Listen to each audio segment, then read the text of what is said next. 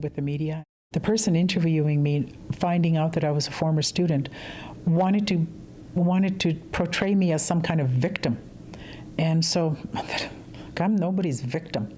I was victimized as a child. That was not my fault, and I'm not a victim.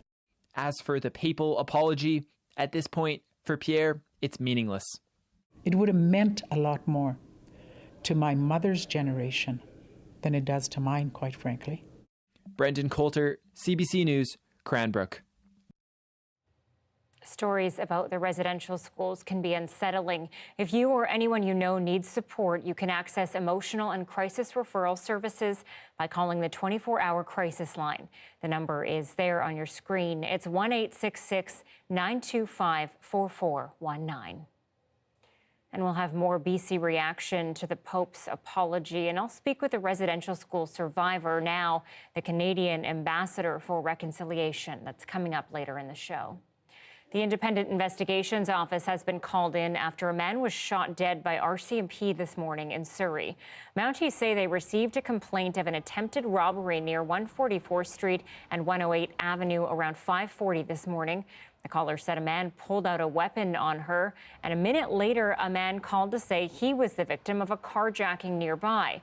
More than an hour later, police spotted a man matching the suspect's description several blocks away. RCMP say officers chased down the suspect. There was a confrontation, and an officer fired their weapon. The man died in hospital after being given first aid.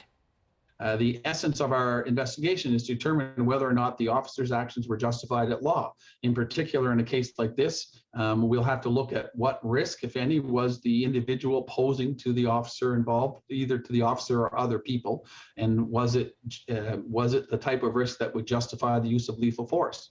He says the suspect has not yet been identified. Well, an apology from Surrey-based radio station Red FM tonight after on-air comments by one of its hosts about South Asian mothers drew outrage. I'd love to see more, sensitivity when it comes to how they treat their female guests. I'd love to see more sensitivity how they talk about certain issues and taking out, the misogynistic lens that often overshadows a lot of what happens on air. In February, Harjinder Thind claimed an increase in South Asian moms abandoning their newborns at Surrey Memorial Hospital and giving them up for adoption. He asked hospital staff to call in to report the women with promises of keeping their identities confidential. A month later, Thind now says his comments were inappropriate and insensitive.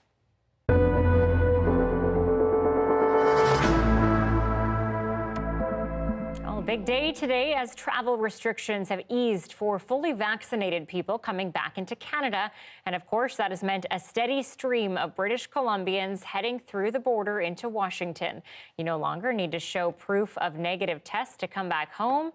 Our John Hernandez joins us now live from the Peace Arch border. John, you spent the day across the line. What was it like in Blaine, Bellingham? I have to ask, did you hit up the old Target, Trader Joe's? Yeah, as a matter of fact, Anita, I hit them both. It was quite a surreal feeling crossing the border into the U.S. today. Like many people who made the trip into Washington, I haven't crossed this border in well over 2 years. The sense I got from speaking with people eager to shop was they had a sense of liberation. One family I spoke with said they just came down here for the sake of doing something today. And of course, all those shops from Target to Costco and yes, to Trader Joe's were filled with BC license plates. We did Hobby Lobby and Home Goods, Target, and then is Trader Joe's. That's going to be the big ticket of the day. We're food shopping. Just stuff we can't get at home, and it's just nice for a change of scenery and different products. I should note that it was actually quite quick for me to get across into the U.S. this morning. The wait only took about 10 minutes. The lineups are getting quite a bit longer today. However, where you're going to see your longer wait times are actually getting back into Canada. And just behind me here at the Peace Arch, Peace Arch border crossing, The lineup is extending as far as the eye can see. I waited an hour and a half to get across today. I'm assuming people are waiting just as long right now. And you should note that while the testing requirements have been lifted, if you are coming into Canada, you could be hit with a random COVID-19 test. As well, you do need to fill up the ArriveCAN app in order to make it across. Yeah, I'm sure a lot of people waited today to see how busy it would actually be, and this weekend's going to be jam-packed for sure. John, obviously this is an economic boom for Washington State, but what do you think BC can expect now that these testing measures have been eased? Yeah, the short answer is a lot of travelers and billions of dollars. Now, testing requirements are still in place for partially vaccinated and unvaccinated travelers, but tourism operators here in BC are still expecting a big boom over the coming months. Destination BC says the reopening coincides with the highly coveted spring tourism season.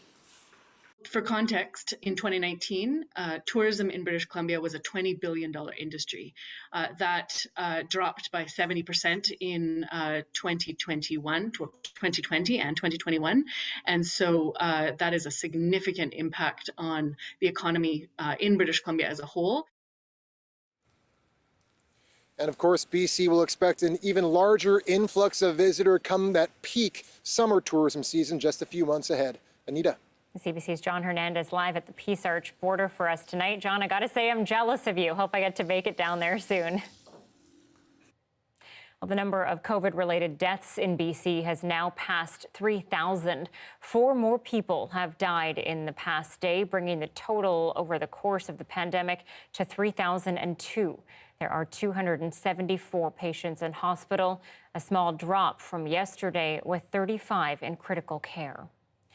Now, in the Kootenays, a group of frontline workers is calling attention to the tremendous strain on the healthcare system, particularly on primary care, a crisis that has been compounded by the pandemic. In a letter published in several newspapers, they write about growing division, misinformation, and the fact that COVID is still circulating, all while staff and practitioners experience abuse from some members of the public. Some of the patients in the area have been feeling that the pandemic measures have been overdone. And there's a tendency to take that out on the kind of visible face of the health service, which is us. We should all try and be nice to each other, because that's the only way we're going to get through to each other. And I hope that this ends well, but I don't think it's going to end soon. More than 30 doctors and nurse practitioners from the region have signed the letter. Well, this weekend is expected to mark the beginning of Ramadan, and for the first time in 2 years, people can celebrate the Islamic holy month in person. Throughout Ramadan, Muslims observe fasting during the day, praying and coming together as a community. In the evenings, members come together for meals and gatherings. But COVID-19 made sure the usual potluck dinners and nightly prayers were done remotely. So this year is extra special for many. It's been difficult, but we have tried to manage, and we've tried to adapt to the realities. But there is nothing that will beat us coming together at the center and taking benefit of that spirituality that emanates, that energy that emanates. Ramadan goes from April 1st to May 1st and concludes with the holiday Eid al-Fitr.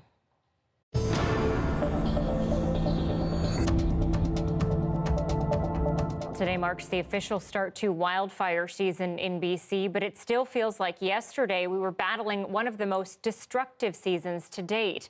More than 800,000 hectares of land was scorched as provincial resources were stretched thin. But if that all felt like an anomaly, it's not, because as Joel Ballard reports, experts warn this is not merely a sign of what's to come, but a risk that is here to stay. Oh, that's officially the craziest thing I've seen fire-wise. It was a summer of mass destruction. Hundreds of thousands of hectares burned. It was a season of very uncharacteristic fire behavior, and it came upon us very, very quickly. All fueled by an unprecedented heat dome. It supercharged the system, and it it's like adding, nitrous oxide to an engine. It's just purring along just fine, and then you hit this, and it just goes boom. And it was everything. Every new start was just going really, really big, very, very fast. It was also the most expensive season on record, costing north of $700 million. But even worse than the financial impact, the human toll last summer was also exceptional. Communities, homes, lives destroyed. Up until the end of June, it looked like a normal BC wildfire season. Then, temperatures soared, reaching record highs. That heat dome created hot, dry conditions in a spring where we'd already had some drought beginning to develop. Because of a lack of rainfall and the early melt of our snowpacks, vegetation was dry, the perfect tinder. It's a ticking time bomb out there. And so the more we have of it accumulate in the landscape, when the bomb goes off, it's just a bigger bomb. I think that's pretty hot. April 1st marks the official start of the wildfire season. And with 3 of the worst occurring in the past 5 years, experts say this is likely the new normal. Longer, drier, hotter seasons. I would have thought up until 2015, that was the future. It was coming in the 2030s to 2050s of climate change. What we now know is those conditions are here and now. So now that we know what's coming, they say the most important job becomes how we prepare. That shift seen at the legislature, with increased funding for the BC Wildfire Service in this year's budget, turning it from a seasonal operation to year-round. The focus primarily of the Wildfire Service was response, and this year we'll start to see us dabbling a bit more into the other areas of emergency management. So that includes prevention and mitigation.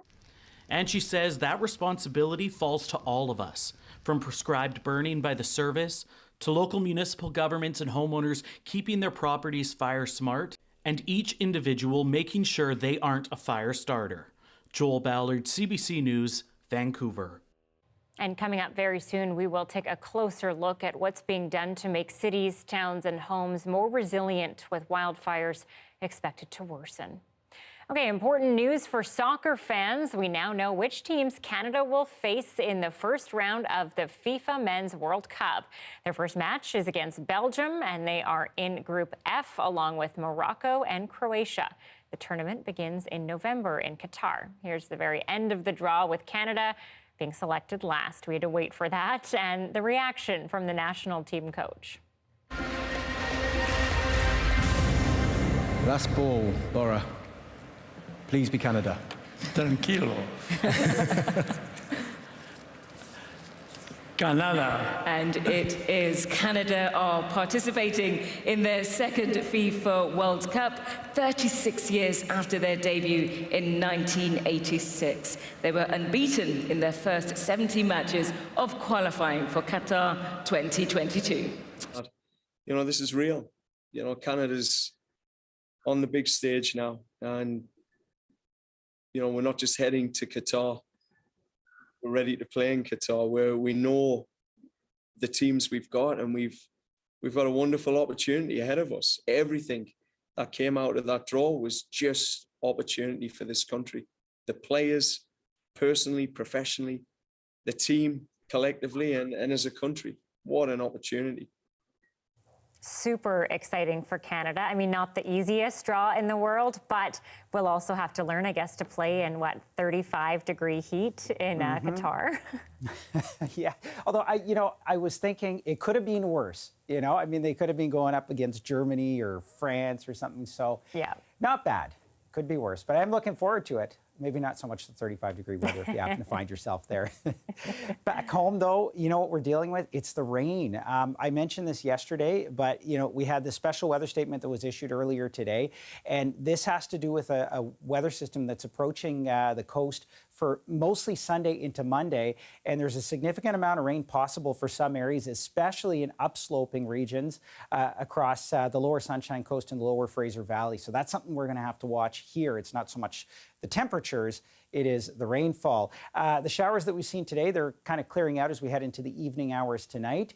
As those sweep out, tomorrow morning we get a little bit of sunshine and then increasing cloud cover pushing across. By the afternoon, the risk for a few showers, but it's really sort of tomorrow night into Sunday morning where we get more steady rainfall. And then Sunday, we get round one of two sort of larger rainfall events, and this could bring with it a significant amount of rain. We're going to get to that coming up in just a bit. For now, though, here's a look at your forecast for the next 24. 7 degrees and a little bit of sunshine in the morning, rain showers possible through the afternoon, and then that bigger rainfall event. I'll have more on that coming up in just a bit, Anita. Okay, we'll talk to you soon. Thanks, Nick. You bet. Nearly 9 months after the devastating wildfire that destroyed Lytton, residents are rebuilding, but this time they're taking steps to fireproof the buildings. As Michelle Gasub explains, it's a complex challenge stretching beyond the town of itself. Every summer, BC burns. Tonight, wildfires are burning out of control. Breaking news tonight out of Lytton, British Columbia village now possibly lost to a wildfire. Thousands of people are forced to abandon their homes. We just knew right away we had to leave, like there wasn't a choice. And a recent UN report says it's only going to get worse. We've had lots of wake-up calls. I'm not entirely confident we got it yet. British Columbia will have to adapt and change the way we live and build. The idea is the house will be fireproof as you can make it. As wildfires become an unavoidable part of living in BC, can you fireproof a home, a town, or even a province?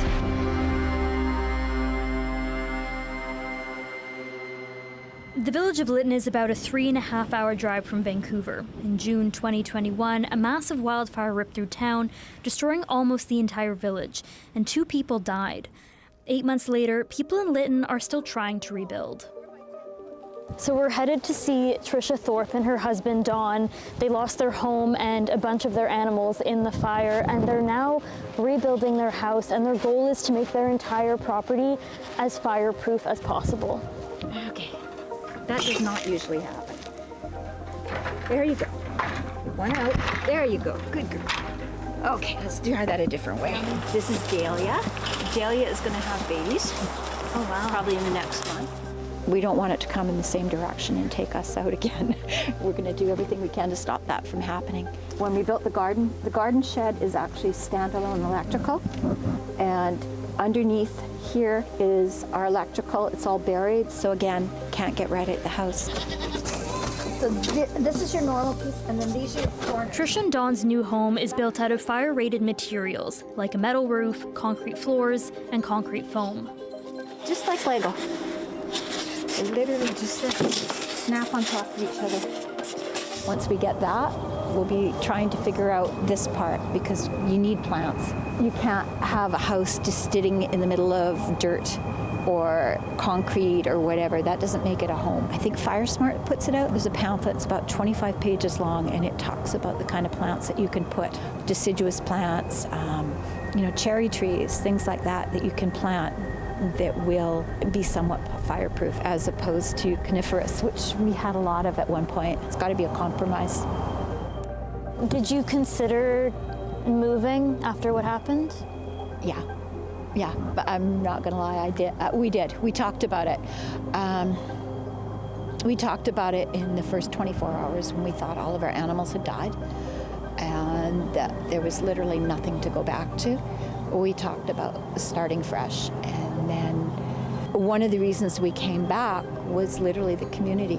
They've been there all the way along, and without all the help we've had from community, we'd be nowhere.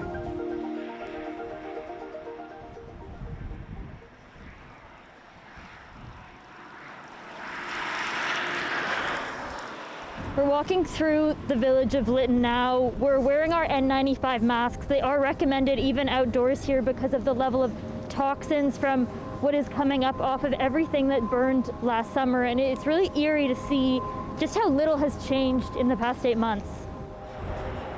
The townsite is closed to the public, so we met up with resident Denise O'Connor, who acted as our guide. I could see flames up on the tracks up there. I could see buildings on fire. Black smoke, so I could tell buildings were on fire, but I could also see trees candling. And of course, the smoke was just billowing this way. We just knew right away we had to leave, like there wasn't a choice. One of the first theories about how the fire got started was that it was sparked by a train that came in through town. There were actually multiple investigations into whether that happened, and they determined that they couldn't link railway activity to the fire, but a lot of people in town still believe that that was what caused the fire. The fire actually did start just within 5 feet of the railway track, just down this way. What would you want people who are living in those fire zones to know after what happened here? Just be ready at any time. Have photos of inside of your homes and a kit packed, ready to go at a moment. You know, because life just changes in a moment. I mean, that was a huge lesson, right? I mean, it could be anything, but you just never know. A new Lytton bylaw is trying to make the town more resistant to fire, restricting the types of materials people can build with, even the plants they can grow. But residents are worried about what a fire-resistant Lytton will look like.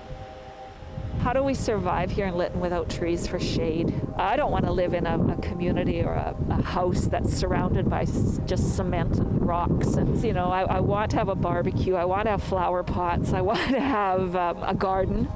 That's the lifestyle we have here, and we don't want that taken away from us.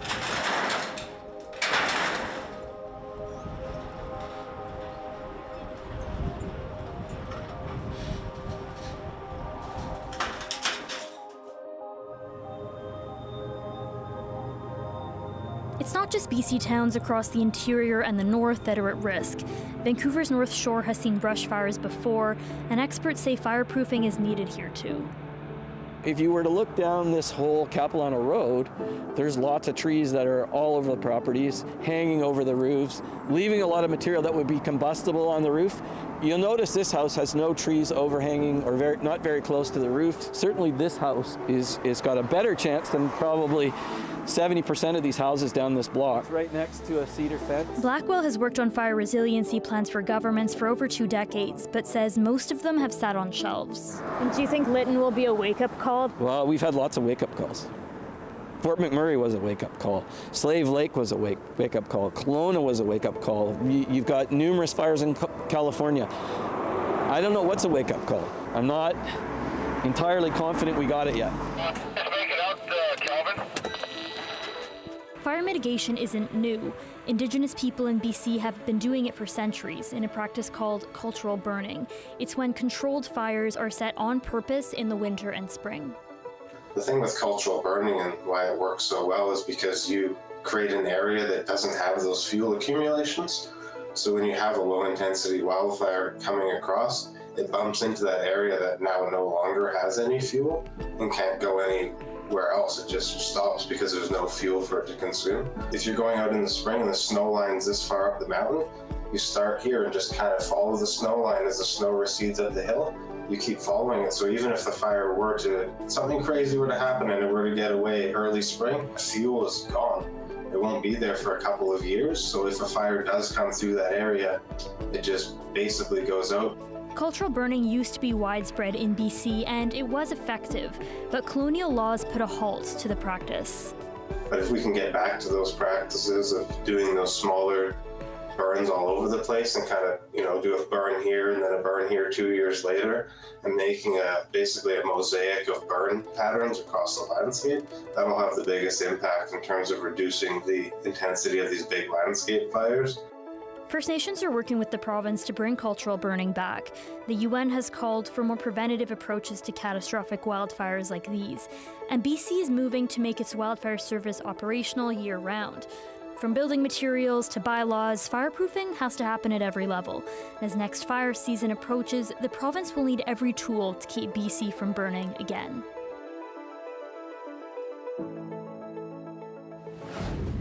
Teaching about residential schools is an essential part of reconciliation, and doing it right is just as important. How educators are tackling the topic coming up. And we talk with a survivor about today's apology from the Pope. Stay with us. Thanks for staying with us during our commercial-free live stream. A group of volunteers from across the Maritimes is on a mission to make toys that all kids can play with. Nicole Seguin tells us about how they modified more than 20 new toys to be accessible for children with disabilities. Have a look.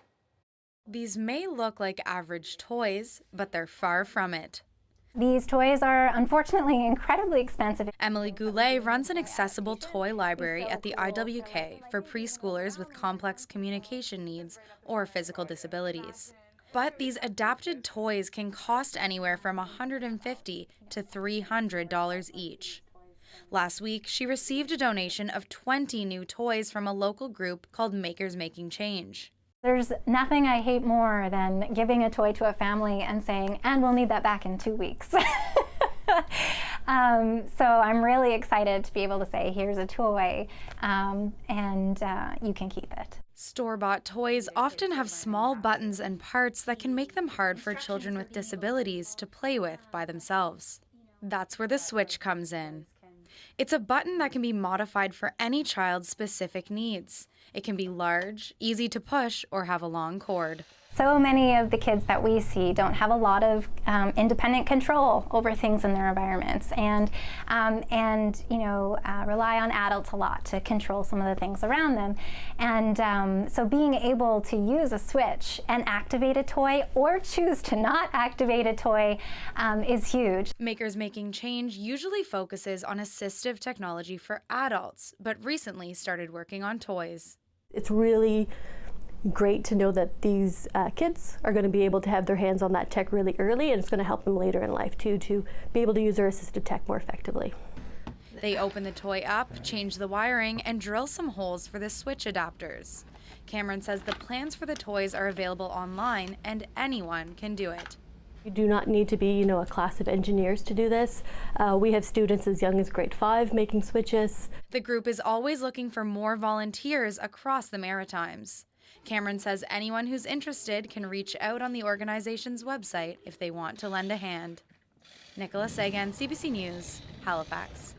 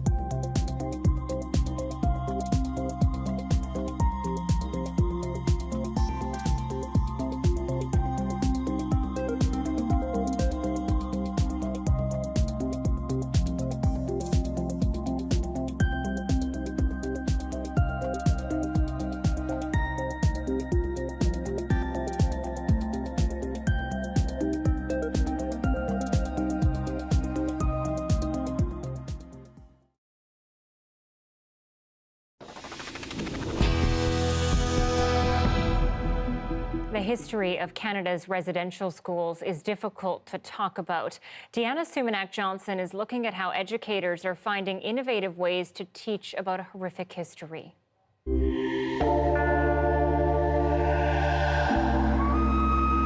Christy Jordan Fenton is not Indigenous, but her children are, through their father. Their grandmother, Margaret Olemon Pokiak Fenton, was a residential school survivor. But some of my classmates used to call me Fatty Legs. They called me that because a wicked nun forced me to wear a pair of red stockings that made my legs look enormous. An experience the two women wrote about in several books for kids. She always wanted to show that children can go through really, really horrific things and that they could come out. Since Pokiak Fenton's death last year, her daughter-in-law has carried on that mission, doing public readings from their book and talking to kids about residential schools. We would never get into the really horrific details because we found children didn't need that. If we told a child that Margaret went home and she can no longer speak Inuvialuktun, which meant she could no longer speak to her mother because her mother didn't speak English, that was enough. Children are like, that's horrible. Their message not always as well understood by adults. Well, I remember in grade 7, my teacher was talking about it, and she tried to kind of justify residential schools. High school student Isaiah Shafkat believes even now the young have an easier time talking about the legacy of residential schools than adults. I think it's because youth are a lot more open-minded and willing to learn. He advises Canada's largest school board on how to work in Indigenous perspectives into the curriculum. Because Indigenous education is a new topic, those who are educators may not be aware of the issues that Indigenous people face or the lessons and learnings that they can get from Indigenous people. And to educate adults, Shafkat helped develop a marketing campaign where video screens in elevators allow people watching ads to read about the Indigenous land they're standing on, reminding people it's never too late to learn, reflect, and reconcile. Deanna Sumanak-Johnson, CBC News, Toronto. Following the historic apology from the Pope today at the Vatican, he's also committed to coming to Canada this summer. For more on how the Catholic Church can advance reconciliation, I'm joined by the ambassador and co-founder for Reconciliation Canada, Chief Robert Joseph. Thank you for joining us. Oh, thank you for having me on your show today.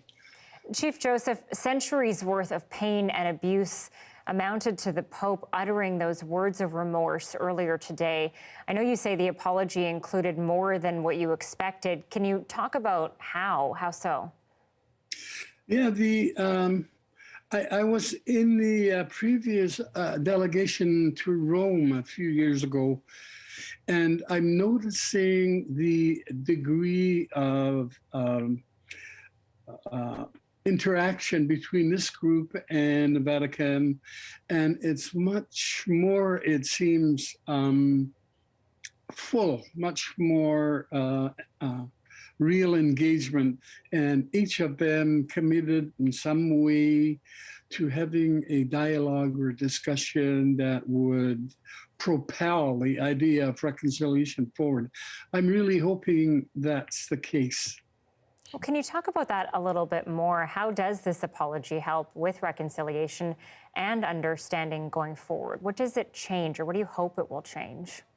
One of the very first things that it changes is the Pope, and more specifically, was reluctant to make any apology. And here now they've come forward with an apology that's qualified, but nonetheless, it's a first step. I said the apology was qualified only because the Pope apologized in this case, in this time, to the survivors, and they didn't apologize as the church in whole for being the masterminds and operating the institutions, and they really have to be accountable for that. Do you expect that or hope for that to happen when the Pope visits Canada? He's committed to coming here in the summer. Yes, I fully expect that. Both sides are going to be contemplating what they all heard and said, and both sides are going to be determining, and as the visit comes closer, determining how they can make this whole interchange more real and more deeper. And I think the Pope will complete that apology in Canada when he does come. Chief Robert Joseph is the ambassador and co-founder of Reconciliation Canada. Thank you so much for your time. Oh, thank you. Thank you. Was it a surprise attack on Russia? An oil depot on fire, but who is behind it? The latest from Ukraine next.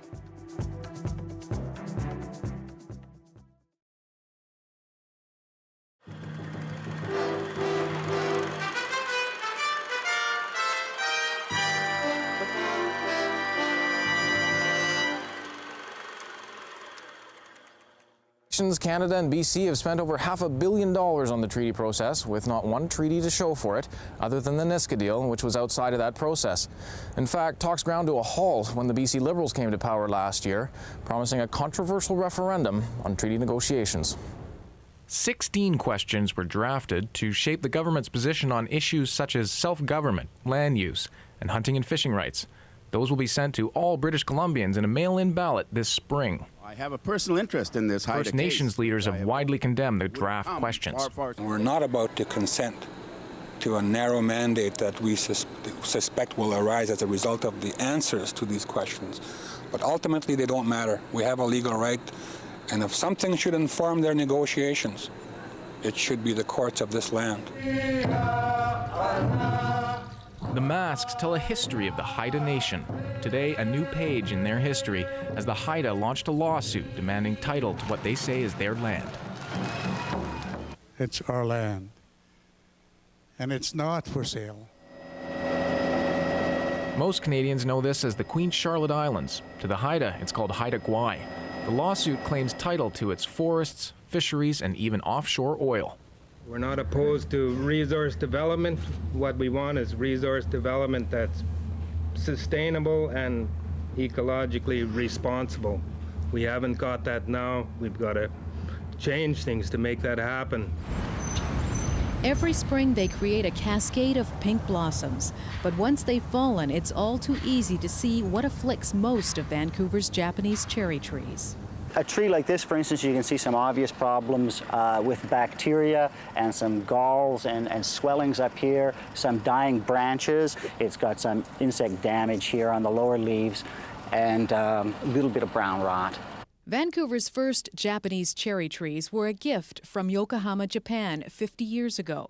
They became the rage in Vancouver until city officials discovered they are prone to disease and infestations in a wet climate. If you can just go in and spray them all with some chemical, you can control a lot of bugs and diseases. That's not acceptable today, so we have to be a little smarter about mixing and matching. And so a mixture of hardier but plainer flowering trees like the pear and the liquid amber has become the solution. Every year they are planted in place of a couple of hundred dead or dying Japanese cherry trees. It's disappointing because the trees are very beautiful, but they are quite diseased, and measures that have been taken, like banding, only are Band-Aid controls. Some say the city is giving up too easily. Clive Justice says his own Japanese cherry tree is still thriving after almost 40 years. Every effort should be made to preserve some of the uniqueness that we have in the city of Vancouver with our cherries, because no other city has it like this. But the city has already decided its money is better spent on ensuring the survival of the Japanese cherry trees.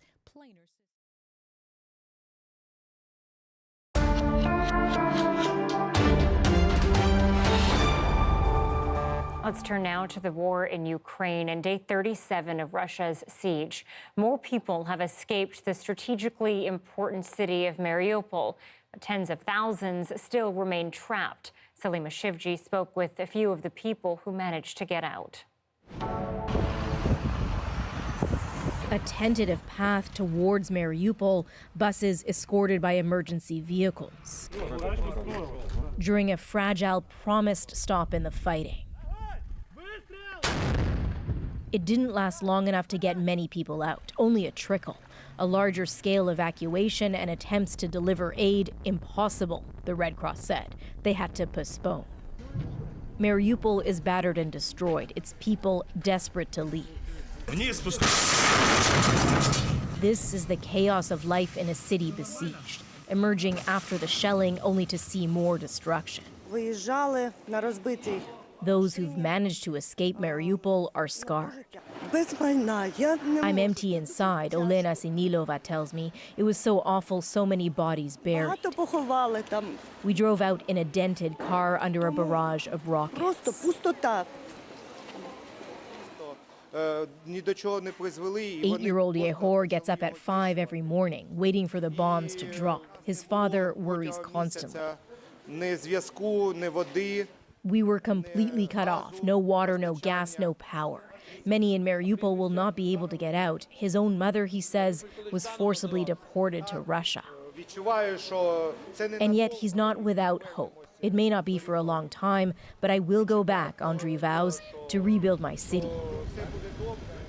In the outskirts of Kyiv, there's also renewed hope. Ukrainian forces are recapturing what once was lost. The battle's scars run deep, but Irpin is being held up as a symbol of Ukrainian resistance and Russian error. once they understood that their initial plan did not work, they just started changing their tactics, focusing on destroyal of civilian infrastructure. Moscow is also accusing Ukrainian helicopters of venturing into Russian territory to target a fuel depot, a claim Ukraine denied. The Kremlin said the attack was not helpful in creating what it calls comfortable conditions for peace talks. Those talks did continue virtually with little progress. Salima Shivji, CBC News, Lviv. Well, by the end of today, 16 small towns will be left in our contest to name BC's best. Justin McElroy breaks it all down coming up.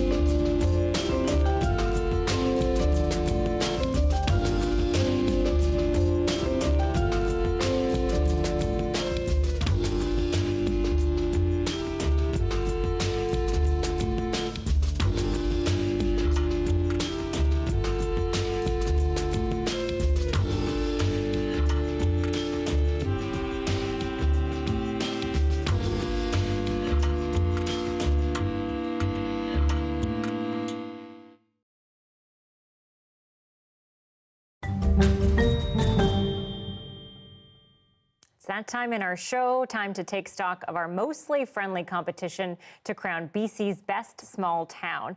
Now, by the end of today, we'll be down to the semifinals, so things are getting pretty serious here. Our municipal affairs reporter, Justin McElroy, has been traveling the province and joins us in studio today. Justin, which towns are still in the running? Yeah, Anita, after 500,000 votes over the past few weeks, we have now our final 16 towns that are still in the running. And you see there's a lot of favorites still here. So we have the island in southwest BC. First of all, we've been talking about these 4 quadrants. So the first 2, you can see Ucluelet, Cumberland, Hornby Island, Cowichan Bay for the island. Then in the southwest, we have Salt Spring Island, Gabriola Island, Sun Peaks, and Lillooet.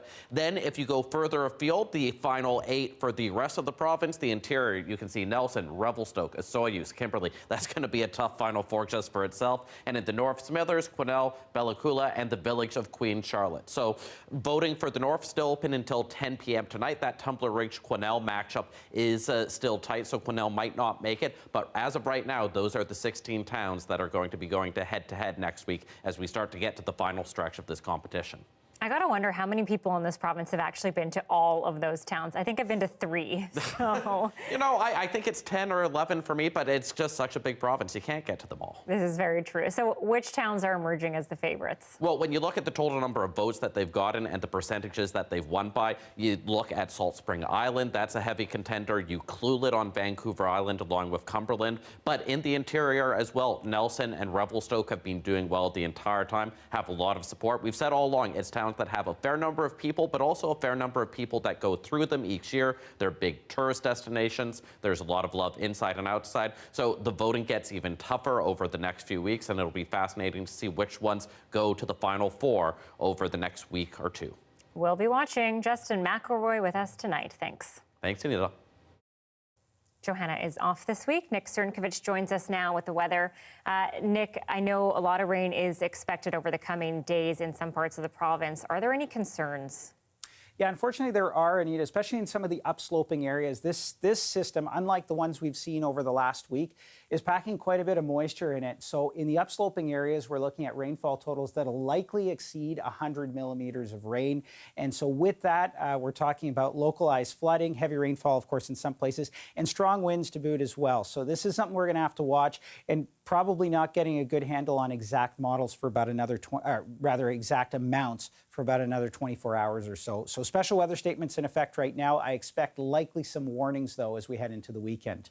For now, we're looking at just a few showers. Those are going to clear out for tomorrow morning. Little hint of sunshine through the morning hours, then clouds over again through the afternoon. The risk for some afternoon showers, but in the evening, we start to see sort of the leading edge of this system. We're going to see 2 rounds of rainfall with this. The first one coming sort of Sunday, so we get the leading edge of it into Sunday morning, and then Sunday morning through the afternoon, we get round 1, then a little bit of a break into the afternoon, and Sunday night into Monday morning, a second round. All of this bringing with it quite a bit of moisture. So we're talking about quite a lot of rainfall, not what we've seen over the last few days. Rainfall accumulations here for Sunday morning, say about 10 to 15 millimeters rain, except out toward Tofino and the coast of Vancouver Island. But it's really kind of Sunday into Monday where this thing ramps up. And you'll notice even for West Vancouver, Metro Vancouver, and up the Fraser Valley, we're looking at totals that are going to be in the neighborhood of about 50 millimeters. But when you get to the upsloping sections, the areas that are in white, you'll likely exceed 100 millimeters of rain. So definitely the risk for some flooding, potential there for maybe some mudslides as well. We'll have to watch that as we get a bit closer. Winds also going to be a bit of a factor, not so much for Sunday morning, but as we head through Sunday afternoon, wind gusts 50, even 60 kilometers per hour. So that will be another issue with this storm system. There's a look at the forecast across the region there. A little cooler again, and those rain showers, unsettled weekend in store. Saturday, the best chance for any sunshine is early morning, then it clouds over. Your rainfall event through Sunday and Monday. Tuesday looks a little bit better, hanging on to double digits as we head through mid next week. Anita. All right. Thank you, Nick. You bet. Coming up, we celebrate the launch of Sikh Heritage Month with a bit of dancing, featuring a social media darling from the north.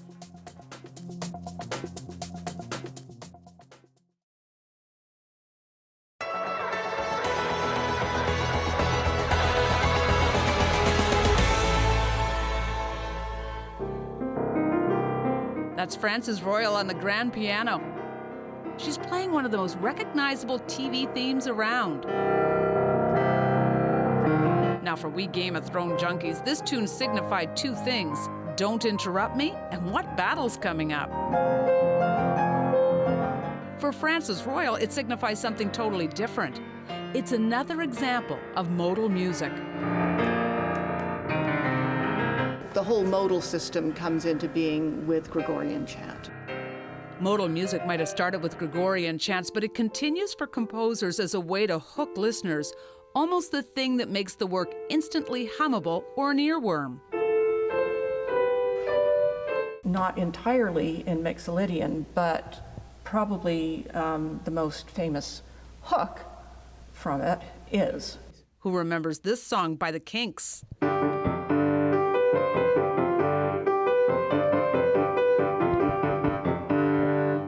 It was simply a way of codifying the sounds they were already making.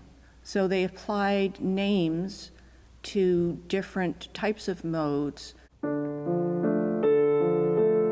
Simon and Garfunkel might have revived this medieval song Scarborough Fair, but their composition is firmly rooted in modal music.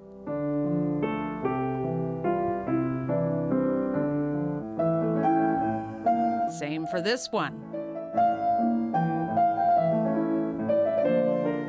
The melody entirely is based on Phrygian mode. And as you can hear, it sounds very distinctively Spanish. The smaller intervals, this is a whole tone. This is a semitone. The semitones are in such a place as to give it a very different sound. Now, all of this might be too inside baseball for you, but you will still appreciate the music. The free concert is on Sunday afternoon at the Lillian Piercy Concert Hall. Colleen Jones, CBC News, Halifax.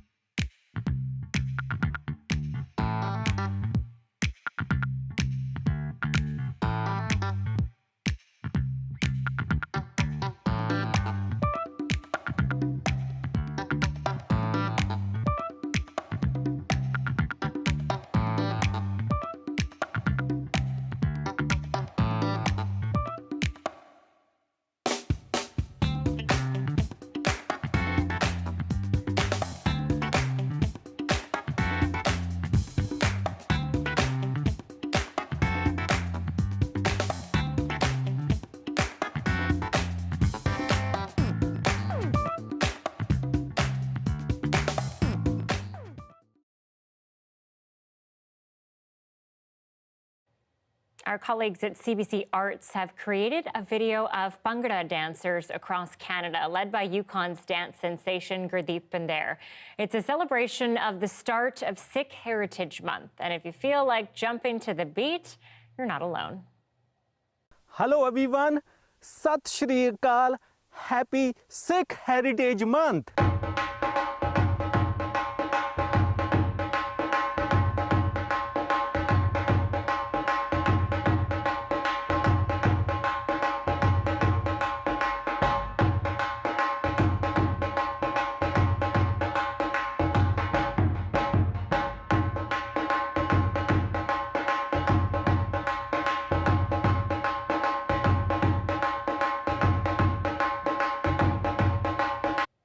Bhangra always brings so much joy. Now, it isn't tied to the Sikh religion, but the Punjab region of India where most Sikhs come from, and it really represents celebration. Ask me to dance? Well, it's just not a good thing to see.